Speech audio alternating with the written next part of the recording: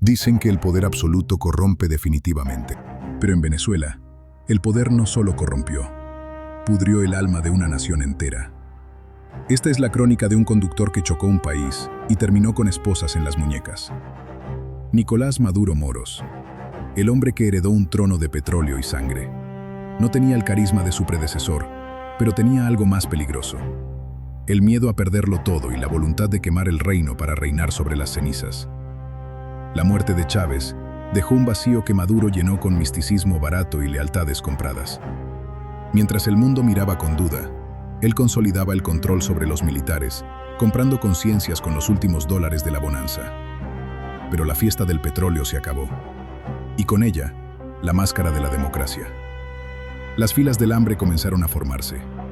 No era mala gestión, era un crimen planificado. El control social a través del estómago. La inflación se comió los ahorros de la vida de millones. El bolívar valía menos que el papel en el que estaba impreso. La gente empezó a pagar con oro, con comida, con su dignidad. Venezuela se convirtió en un escenario post-apocalíptico en tiempo real. Y entonces, el éxodo. 7 millones de almas caminando hacia la frontera. La mayor crisis migratoria del hemisferio. No huían de una guerra, huían de él, de su bigote, de su risa en televisión mientras el país lloraba. Para mantener el orden, creó monstruos. El FAES, el SEBIN, escuadrones de la muerte con licencia para matar en los barrios pobres. Las ejecuciones extrajudiciales se volvieron la norma. El terror era la política de Estado. En las sombras del helicoide, una estructura digna de una película de terror, los disidentes gritaban en silencio.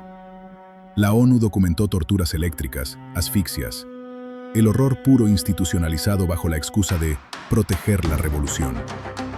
Pero el dinero real no venía del petróleo.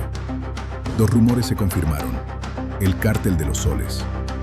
Venezuela se transformó en la autopista de la cocaína hacia Estados Unidos y Europa. El Palacio de Miraflores era la oficina del capataz.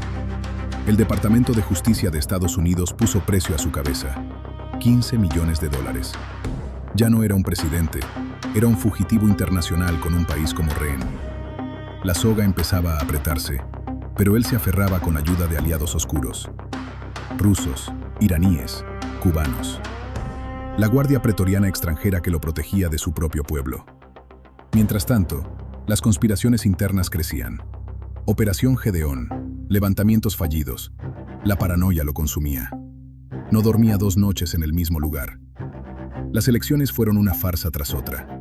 Pero la presión internacional, liderada por sanciones asfixiantes y una estrategia de máxima presión, comenzó a quebrar la lealtad de los generales. El dinero para pagarles se acabó.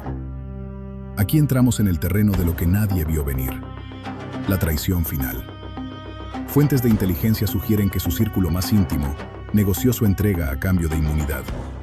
El superbigote no era invencible, era negociable. La noche de la caída. No hubo guerra civil, hubo una operación quirúrgica. Un apagón masivo, drones sobre Miraflores y un ultimátum. Las fuerzas especiales que una vez lo protegieron bajaron las armas. Las imágenes que dieron la vuelta al mundo. El hombre fuerte, reducido a un civil asustado siendo escoltado hacia un avión sin marcas. El fin de la era del chavismo no fue con un estallido, sino con un gemido de resignación. La justicia internacional no olvida. Los cargos: narcoterrorismo, crímenes de lesa humanidad, corrupción. El juicio del siglo comenzaba, y con él, la revelación de todos los secretos guardados en las bóvedas del Banco Central. ¿Qué dejó atrás? Un país en ruinas pero libre.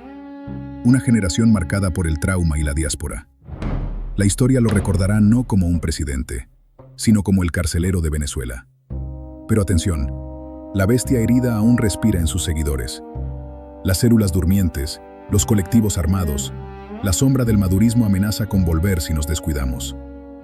El terror nunca muere del todo, solo espera. Analistas aseguran que su caída es un mensaje para todos los tiranos del mundo.